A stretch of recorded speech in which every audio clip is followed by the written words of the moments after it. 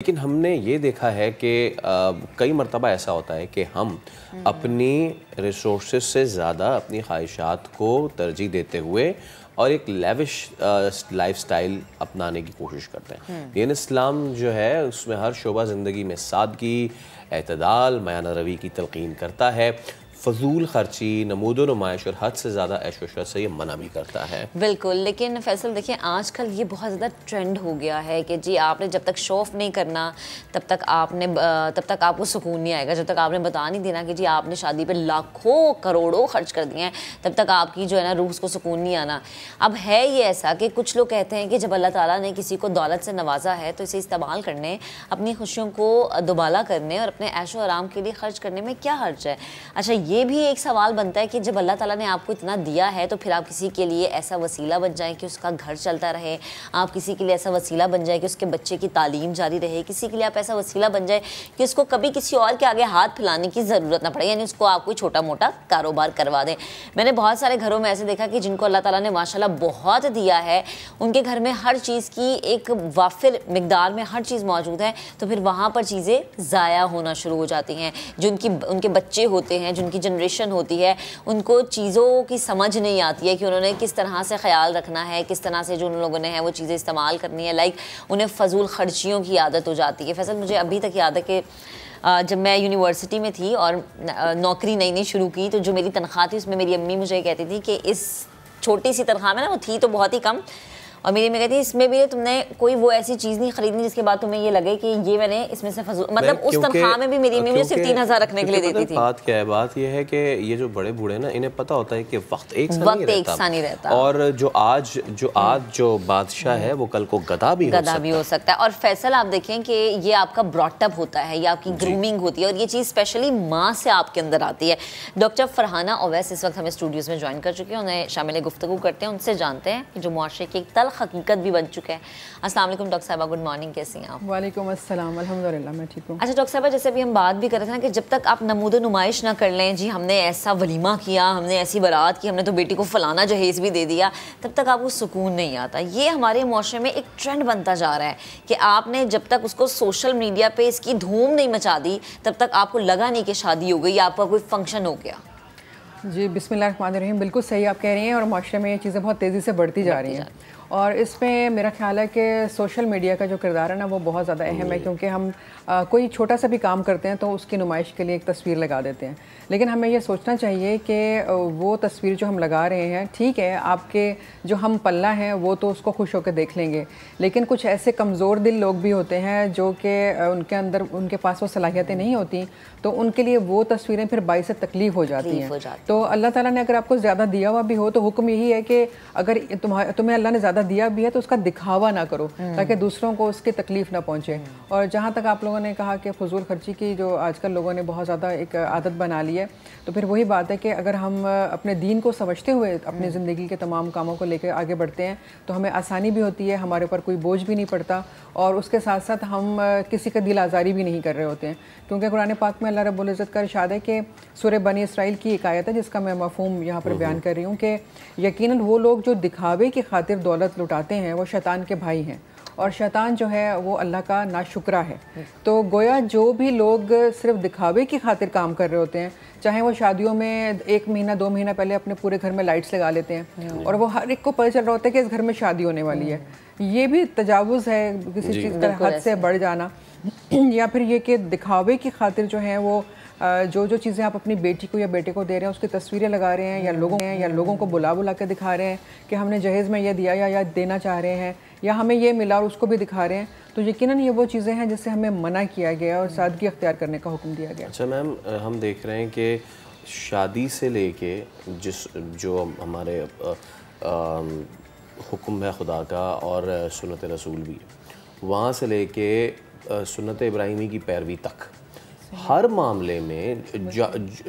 چلے یہ دنیاوی معاملہ ہے نا، ہم تو چلو اس کو الگ کر دیں، لیکن جو ہمارے دینی معاملات ہیں سب سے زیادہ ہم ان میں نمود و نمائش کرنے ہم نے شروع کر دیا ہے۔ خاص طور پہ یہ بقرعید میں دیکھتا ہوں کہ جی ہاں بھائی کتنے کا لیا جی ہم نے، 2.5 لاکھ کا، 3 لاکھ کا، 4 لاکھ کا، گلیاں بند کر رہے ہیں، جانور کو گھما رہے ہیں، اور اگر بات کریں نا اس حوالے سے تو لوگ برا مان جاتے کہ جی ہم لائیں آپ کو کیا مسئلہ ہے. ہم کتنی اخلاقی جو جس کو پائدان کہتے ہیں اس کے آخری ہم سٹیپ پہ آئے ہوئے ہیں. بالکل ایسی ہے. پھر مجھے ایک آیت کا مفہوم یاد آ رہا ہے کہ اللہ رب العزت کا ارشاد ہے کہ جو اللہ کے بندے ہیں نہ وہ فضول خرچی کرتے ہیں اور نہ وہ بخل کرتے ہیں بلکہ وہ اعتدال کا راستہ اختیار کرتے ہیں. یعنی وہی بات ہے کہ ٹھیک ہے آپ اگر کوئی مہنگا جانور لے آئے ہیں اور آپ صاحب حیثیت ہیں تو بھی آپ کو نمائش کرنے کی کیا ضرورت ہے. آپ اس کو ایک طرف باندھ کے رکھیں اور جب وقت آئے گا تو آپ اس کی قربانی دیں, کیونکہ اس کا بنیادی مقصد تو اللہ کی رضا ہے. اللہ کی رضا آپ نے لوگوں سے تو نہیں رضا لینی یا ان سے کوئی داد وصول کرنی, اس کا کوئی فائدہ بھی نہیں ہوگا. تو اس لیے جو بھی کام کر رہے ہیں زندگی میں اگر آپ اس کو اللہ کی رضا کی خاطر, اور اللہ تعالیٰ نے جو احکامات دیے ہیں, رسول پاک صلی اللہ علیہ وآلہ وسلم نے جس طرح سے اس کو کر کے دکھایا ہے, اگر اس کو فالو کرتے ہیں تو ہم اپنے رب کو, ہم اپنے رسول کو راضی کرتے ہیں اور ہم دونوں جہان کی کامیابیاں سمیٹ رہے ہوتے ہیں. لیکن اس کے برعکس اگر ہم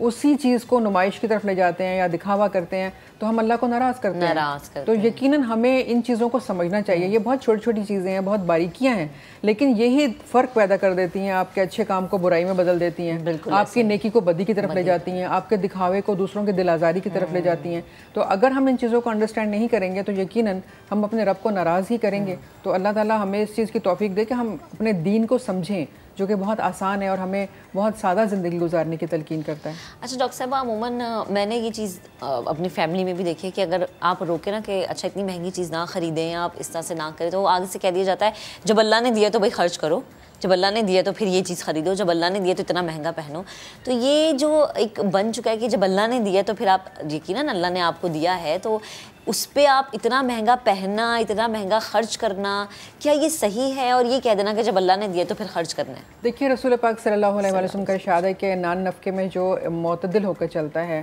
وہ عادی معیشت کو سنبھال لیتا ہے. یعنی اگر آپ نے اس میں اعتدال کیا, جو بھی آپ کھانا پینا پہننا جو کر رہے ہیں, تو آپ نے اپنی معیشت کو کنٹرول کر لیا, آپ نے اپنی اکانومی کو کنٹرول کر لیا. یعنی آنے والے وقتوں میں آپ بہتر طریقے سے اپنی چیزوں کو لے کر چل پائیں گے. لیکن اگر آپ پہلے, اگر آپ کی تنخواہ زیادہ ہے اور آپ نے اس میں سے 80% خرچ کر لیا اور آپ نے کہا دیکھا جائے گا 20% تو مہینے بھر کے خرچوں میں ہے, لیکن اگر آپ کو کوئی اچانک ضرورت پڑتی ہے تو پھر آپ کیا کریں گے؟ پھر آپ کو کسی اور کے پاس جانا پڑے گا مانگنے کے لیے. تو اس لیے ہمیشہ کہا گیا کہ اعتدال کا راستہ اختیار کرو. اور جہاں تک یہ بات ہے کہ لوگ یہ کہتے ہیں کہ اگر ہمیں اللہ نے دیا ہے تو ہم مہنگا ترین لباس پہنیں گے, اس میں کوئی بری بات نہیں ہے, لیکن اس مہنگے ترین لباس کو خریدنے سے پہلے یہ ضرور سوچ لیں کیا یہ پورے مہینے کی تنخواہ اس پہ لگ رہی ہے یا ہم کچھ % بچا رہے ہیں جو آنے والے وقت کے لیے ہم نے رکھنا ہے. کیونکہ دیکھیے ایک مرتبہ ایک صاحب رسول پاک صلی اللہ علیہ وسلم کے پاس آئے مسجد نبوی میں نماز کی ادائیگی کے لیے, تو ان کے بال بکھرے ہوئے تھے اور کپڑوں پہ بھی کچھ تھوڑی سی گرد تھی. تو آپ صلی اللہ علیہ وسلم نے ان کو اپنے قریب بلا کے پوچھا کہ کیا آپ صاحب حیثیت نہیں ہیں؟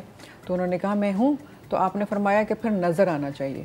اب اس کا مطلب یہ ہے کہ پھر آپ نے ان کو واپس بھیجا کہ آپ گھر جائیں. انہوں نے اپنے بال ترشوائے, داڑھی ترشوائی, اپنے لباس کو دوسرا جو دھلا ہوا اور صاف ستھرا لباس تھا وہ پہنا, خوشبو بھی لگائی, اچھے انداز میں آئے. اس چیز کا تو حکم ہے کہ آپ اچھے نظر آئیں, لیکن اچھا نظر آنے کے لیے ضروری نہیں ہے کہ آپ مہنگا ترین لباس پہنیں. آپ ایک مناسب اور ایک معتدل لباس بھی پہن کر خوبصورت نظر آ سکتے ہیں. آپ کا بنیادی چیز یہ کہ آپ صاف ستھرے ہوں, آپ اپنے آپ کو پریزنٹیبل بنائیں, لیکن ایک مہنگا لباس پہن لینے سے ہی یہ ظاہر نہیں ہوتا کہ آپ صاحب حیثیت ہیں.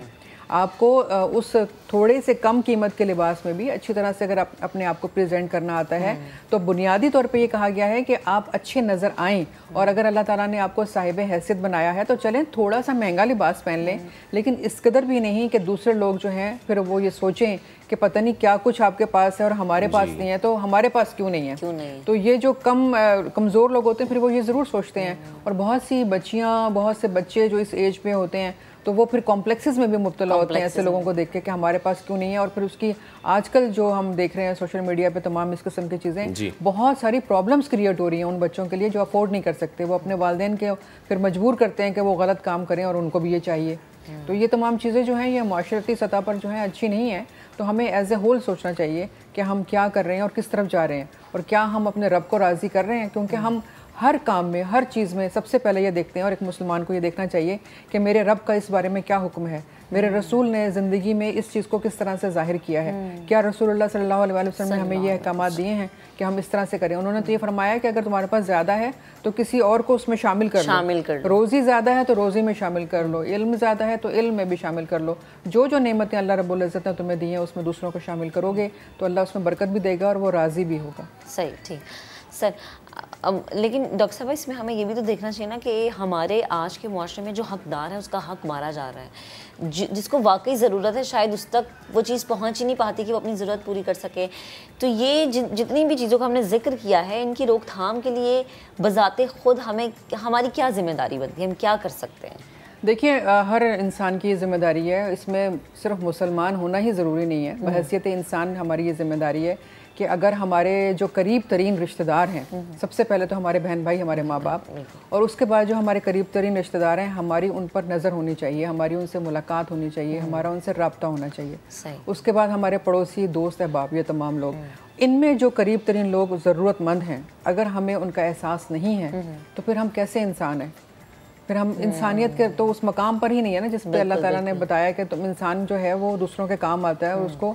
دوسروں کی ضروریات کا, ان کی چیزوں کا پتہ ہونا چاہیے. ہمیں اگر اپنے دوست کا نہیں پتہ کہ اس نے صحیح سے وہ رات کو کھانا کھا کے سویا یا بھوکا سویا تو کس بات کی دوستی؟ اگر ہمیں اپنے پڑوسیوں کا نہیں پتہ کہ انہیں کس چیز کی ضرورت ہے تو ہم ایک اچھے پڑوسی نہیں ہیں. تو یہ جو ایک سوسائٹی کا جو اللہ تعالیٰ نے ہمیں ایک کانسیپٹ دیا ہے کہ اپنے پڑوسیوں کا خیال رکھو, اپنے قریب ترین لوگوں کا خیال رکھو, اپنے بہن بھائیوں کو دیکھو, اپنے رشتہ داروں کو دیکھو. اور پھر زکوٰۃ اسی لیے فرض کی گئی ہے کہ وہ جو آمدنی کا ایک حصہ جو تمہیں زیادہ دیا گیا ہے وہ ان لوگوں پر خرچ کر دو جو ضرورت مند ہیں. اگر ہم ان پہ نگاہ نہیں رکھتے اور ضرورت مندوں تک زکوٰۃ یا اپنے صدقات نہیں پہنچاتے تو گویا پھر وہی بات ہے کہ ہم انسانیت کے اس مقام پر نہیں ہیں جس کو اشرف المخلوقات سے نوازا گیا جس انسان کو. تو ہمیں اس رتبے کو قائم رکھنے کے لیے ان چیزوں کو اپنی نگاہ میں رکھنا ہوگا. اور ڈاکٹر صاحبہ پھر وہی بات ہے نا کہ اللہ تعالیٰ نے جتنا آپ کو نوازا ہے پھر اتنا ہی بڑا آپ کے لیے امتحان بھی ہے, یہ دنیا بھی, اور جتنا مہنگا آپ سوٹ پہنیں گے اس کا آپ کو امتحان دینا ہے آخرت میں بھی. بہت شکریہ ہمارے ساتھ موجود تھی, گفتگو کر رہی تھی. زندگی میں اعتدال اور میانہ روی کو اپنائیں کیونکہ یہ زندگی کا وہ رویہ ہے جس سے آپ کامیاب بھی ہو سکتے ہیں اور دوسروں کے لیے کچھ کر سکتے ہیں, اور اس سے بڑی نیکی کوئی ہو ہی نہیں سکتی فیصل کہ آپ کسی کے لیے کچھ کریں. بالکل.